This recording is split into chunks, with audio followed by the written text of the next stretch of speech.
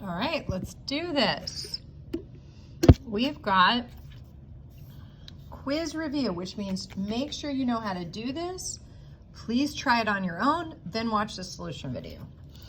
Okay, label the quadrants in all 4 graphs. This is important. Okay, so this is quadrant 1, quadrant 2, quadrant 3, and quadrant 4. 1, 2, 3, 4. So you might be noticing I'm going counterclockwise. Quadrant 1, quadrant 2, quadrant 3, quadrant 4. Because on a multiple choice test, they might not ask you to graph it because it's too hard for me to grade. But it might say, well, which quadrant did it land in? So we're going to talk about that. Quadrant 1, quadrant 2, quadrant 3, quadrant 4. Quadrant 1, quadrant 2, quadrant 3, quadrant 4. Okay. So question number 1 was underneath my hole punch, but that said question number 1, just label all the quadrants in the 4 graphs. Done. Next step. Question number 2. Graph QRST. So Q, R,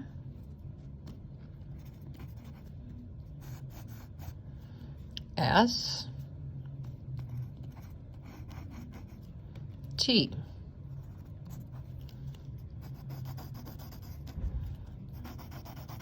Okay. Now reflect it across the y-axis. So this is the x-axis, and that's the y-axis. So that could have been another job.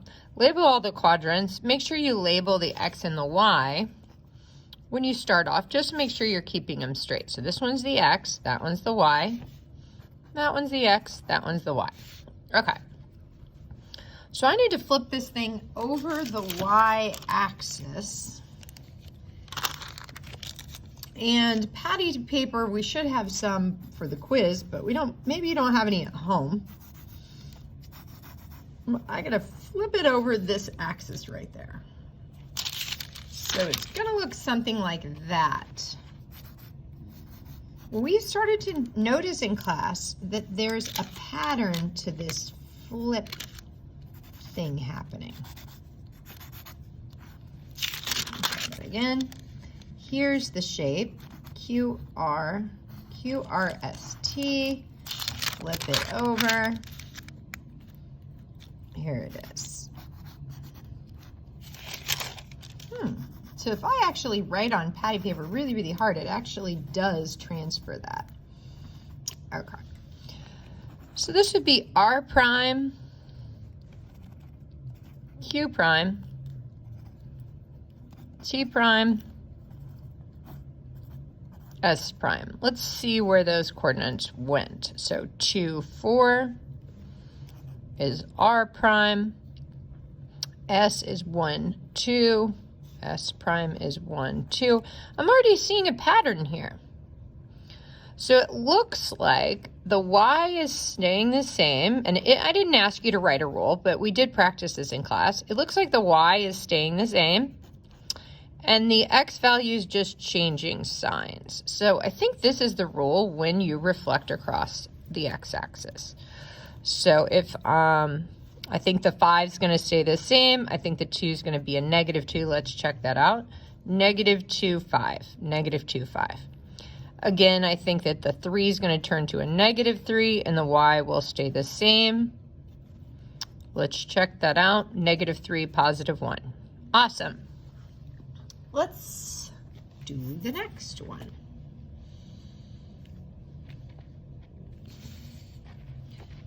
Graph it. Ooh, but now, so same one as before. So I got to just regraph this.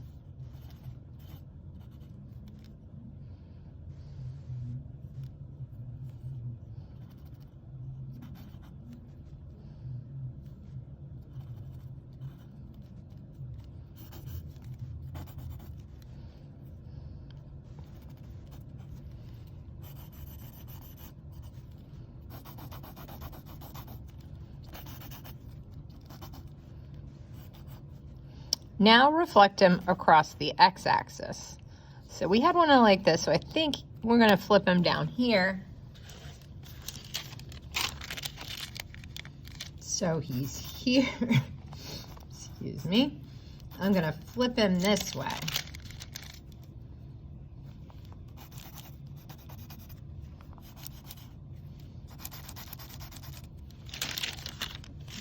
Kind of transferred that, pretty neat, transferred that shape there for me.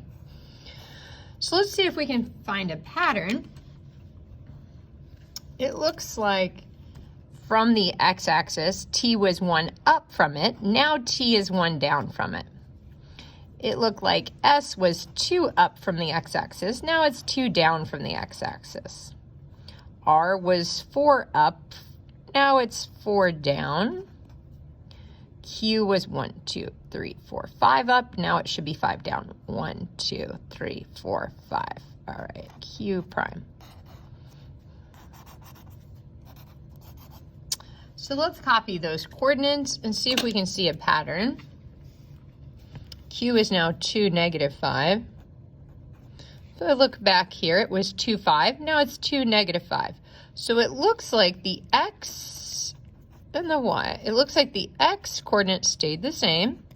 And now it looks like the y coordinate changed signs. So following that, the x coordinate stays the same. The y changes sign. The x coordinate stays the same. The y changes sign. The x coordinate stays the same. The y changes sign. Let's see if that's what happened to our shape. Q ended up 2, negative 5. Yep. R ended up negative 2, negative 4. Yep. S ended negative 1, negative 2. Yep. T is at 3, 1, negative 1. So in both instances, if I ask what quadrant did it end up in, it actually didn't end up. It started in both quadrant 1 and 2, and it's still in quadrant 1 and 2. Here, it started in quadrant 1 and 2, and now it's in quadrant 3 and 4. So let's do these last two. Graph point P, that's nice. Only one little point, okay. Graph point P in graph 3 and translate it left 6 units, up 1. Okay.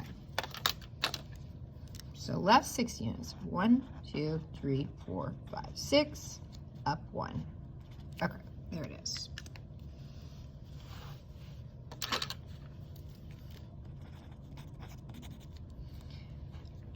Then, so I guess technically I should put P prime is at negative 3, negative 3, negative 3, negative 3, and I'm going to move it again.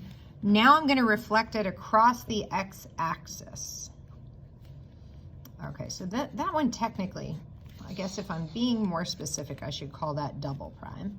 Reflect it across the x-axis. So this one's the y, right? This one's the x, so I got to flip it up here. So kind of like we did a minute ago. Right now, my coordinate, after I moved it 6 left, 1 up, it's 3 down from the x-axis. So I just want to find the coordinate 3 up from the x-axis and call that P double prime. So negative 3, positive 3. What quadrant is my new point in? Okay, so we labeled this quadrant 2, so I'm just going to say quadrant 2. Beautiful.